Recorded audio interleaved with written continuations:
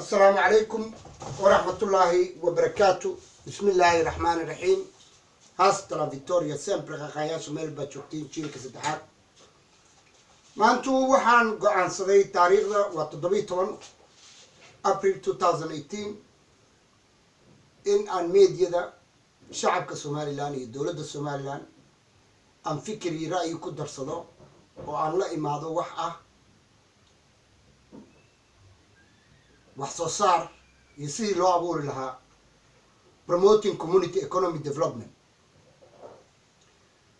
فيديو عن سوشيال جرينيا وحن عدسنا يا إن تشير جريسين دولة دو قد بسين فكر كقادتين رأي كدر 60 وحن قان صدي إن دلكي قصومالي لان وحكو كرديو وحن سوشيال يا مصطفى مارتن وحو لبحي سومالي لان ريبوبليك اكسايل جوفرمنت. anigu waxaan ma doonayo mansab ma doonayo magac ma doonayo inaan soo shacbaxo waxaan doonayaa jiilka saddexaad sidii wax loogu qaban lahaa inaan ka hadlo.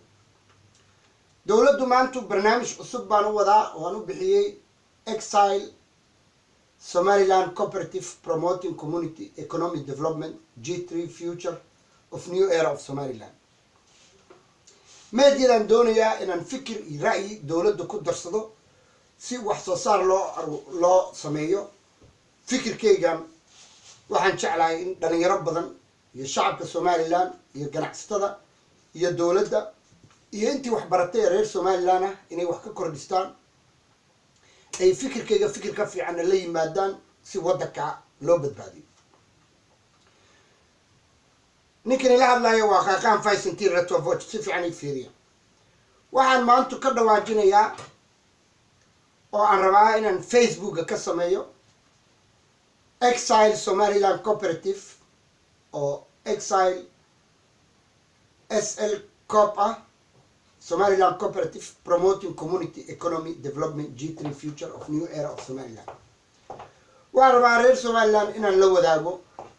inay wax walba ka faa'iideystaan oo ay economiga kordhiyaan. ani xaaskayga waa ka sheekaysanayna xalay dhan Djibouti meel walba aan hadlo. فيديوغان waa part 1 maanta waxaan soo qaadanayaa aan u sheegayaa dawladda Muuse Bixi iyo wasaaradda qorsheynta iyo Minister of Finance. waxa ugu horeeya oo aan maanta ka hadlayaa importing qaadka la soo import gareeyo sida looga faa'iido iyo waxa faa'iidada iyo waxa khasaarada uu leeyahay. jaadku waxa ka faa'iido nin kaliya ama shirkado indho deero iyo shirkado jaad baa jiro waad ogtihiin Somaliland. qaadku wuxuu noqday wax aan wadanka faa'iido u soo kordhinin oo hard currency qaadayo dibadda u saaray. haddii aan soo qaato waxaan soo hadlayaa 2 point oo u baahan in lagu daydo. waxa ugu horeeyo dowladda Djibouti waa dowlad jaadka u sameysay wakaalad shirkad John Stock ah company ah oo soo dejiso jaadka oo la yiraahdo soo jiid. taa in wafdi loo diraan doonaya la soo fiiriyo siday u shaqeyso ato constitution keeda association keeda iyo dadka shirkadaha. jaadka Djibouti waxa ka faa'iideysto importerka iyo dadka gadayaba lambaray leeyihiin waa importer. jaadku laba nooc waa elsiga mar waxa iska leh Soljik marna waxa iska leh Djibouti markaan ka hadlayo marna waxa iska leh Bifto oo cooperative bank. shirkadda Soljik jaadku har currency ee diraysa kaliya dhaqaalaha ka soo baxday waxbay ku soo saartay waxay leeyihiin warshada burka ee dekada ku taalo galay bay keenaan oo bur bay soo saaraan waxa bay leeyihiin. shirkadda Bifto cooperative bay leeyihiin bank bay leeyihiin bank Oromia la dhaho asna jaadka qaabilsan iyagana waxay leeyihiin warshada sokorta waxay leeyihiin warshada burka waxyaalo badan ay ka faa'iideystaan. marka waxa waaye qaadku dadka beeraha leh iyo dadka soo dhoofiya iyo dadka Djibouti ku gada naagta sanduuqa fadhiso iyo kuwa jaadka retail galay kulligooda lambar leeyihiin way ka faa'iideen shaqo ku abuur waa economy aad weyn qaad. marka Somaliland waxaan u soo jeedin lahaa in qaadka laga dhigo sidii Soljik in la sameeyo Somaliland Cooperative Promoting Community Economic Development G3 Future New Somaliland. waxa la doonayaa community development in la subiyo ma in la sameeyo kaliya guddiga doorashada. jaadku waxa looga faa'iideysan karaa waa in shirkadaha jaadka keena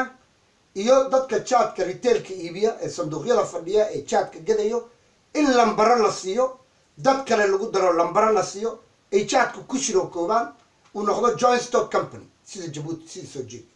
waxa loo baahan yahay jaadku in laga mamnuuco jaadka nin kaliya soo dejinay jaadku waa inuu noqdaa letter of credit LC waa inuu noqdaa si ay banka u shaqeeyo banka Somaliland uu shaqeeyo ama banka Ethiopia ama bank Somaliland inuu jiro oo shaqeeyo commercial banka in la helo waa cooperative LC-ga waxa ka faa'iideeyo LC-ga la furayo hard currency-ga baxayo bankiga hard currency ku leeyahay amendment original certificate original jiro waxa walba jiro bankigu uu shaqeynaya waxa kaloo ka faa'iideysanayo hard currency-ga oo baxayo wadanka faa'iido ka helaya tax-kii uu soo degaya la qaaday banki oo economic ahaan shaqeeyay oo LC furayo iyo lacagta oo markay dadkan isku wada tagaan oo joint stock noqdaan kor u kacayso noqonayso cooperative iskaashato weyn kuftaamaana ma dhacdaan lacagta waxa lagu qaban karaa beeray sameyn karaan beera jaala la sameyn karaa waa la kordhin karaa developmentka dawladana inay xoojiso in dadkan sanduuqyada ku gada iyo dad kale ee loo sameeyo accountant chief accountant loo sameeyo commercialist loo sameeyo canshuurta sida loo ogaado retailka canshuur laga qaado waxa dhan la isku keeno marka qaar maanta wuxuu ka dhawaajiyay waxaan ka soo hadlayaa barnaamijyo badan qaadka ugu horeeyay nimanka ka hadlayo waa in wafdi la sameeyaa wasaaradda qorsheynta maaliyadda la tagaa Djibouti la fiiriyaa jaadka Djibouti suu u shaqeeyo LC-ga uu ku shaqeeyo dadka lambarada leh sida lambarada loogu suubiyo constitutionka loogu suubiyo exile Somaliland cooperative promoting community economy development and land waa in community walba wuxuu ku fiican yahay la develop garaya jaadku waxa noogu xogeeyo in wasaaradda dalxiiska la sameeyo ee shacabka Somaliland loo abuuro say dalxiis u tagaan waa industrial weyn dalxiis in Zeylac la dhiso Lugaayo la dhiso kaamam laga sameeyo oo tourist ardayda xataa tagaan laga sameeyo Bulaxaar laga sameeyo Xiisimeer iyo wax walba si loo xoojiyo tourism wadankana loo hormariyo marka waxa ugu horeeyo aan kala hadlayaa Somaliland waxa weeyaan maanta exile Somaliland Corp promoting community economy and development G3 future new Somaliland arma marka waxaan u sheegayaa waa in suuqyo la dhisaa suuqyo qudaarta macruufku ah isku dhex qasneen suuqyo hilibka macruufku ah livestock badan baa leenahay kawaanka hilibka lagu qalayay sanitary in la ogolaado in kalluunka la soo saaro kalluunka loo subiyo meel lagu iibiyo suuqyada la kala dhex bixiyo waxaan isku dhex laaqan waa in ay dawladdu la timaadaa istaraatiiji ah Somaliland cooperative promoting community economy and development G3 aan ka bilaabno qaadku waa inuu noqdaa qaad shirkadaha soo dejiya iyo kuwa suuqa ku gada lambaran leh ee laga faa'iideysto oo shacabka ka faa'iideysto banka ka faa'iideysto LC noqdo canshuurta ka faa'iideysto ee shaqaale badan abuurto ee gawaari sameeyso lambar leh iyo dadka jaadka keenayana jaadka inay dawladdu gacan ku yeelato ay soo dhisto sidii shirkadda Sojigo oo kale oo ra'iisul wasaaraha approve gareeyo ee Ethiopia loo tago bifti heshiis la galo in ay jaadku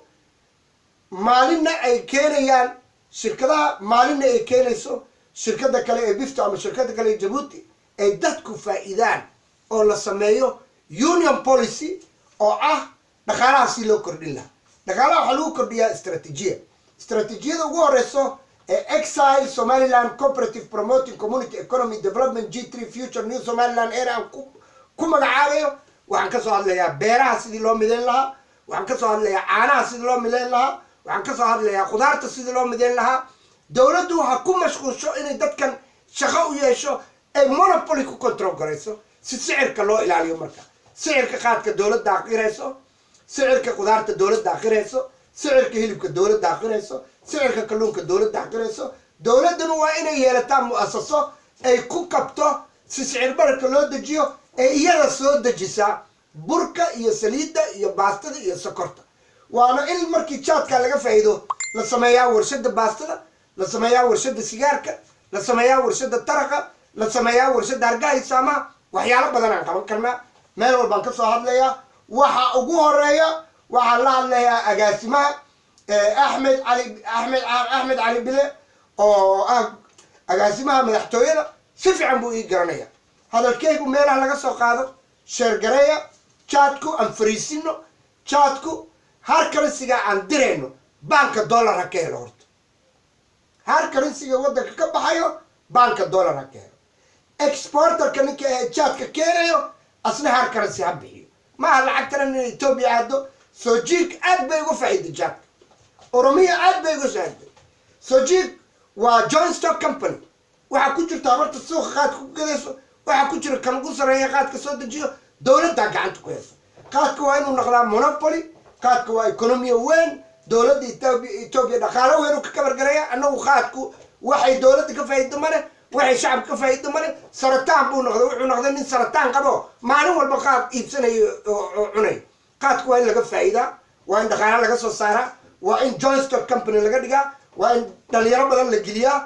وإن دتكي إن أخذنا دت وحصل صاريو لعبته الدولة كونتروليسا دولة دو some percentage of export كنا يلاتوها دولة دو لعبتها دخلها بدن الشات كسر في إثيوبيا دولة إثيوبيا كفايدة شات كجيبوتي سوقله دولة جيبوتي وكفايدة دولة دو وإن إذا هيك لو سميسا وكالة كدكتا الشات كسر دجيلس الصومالي لنا الدت كوتشران دولة دو ملاح وحشة مدير مالي وحشة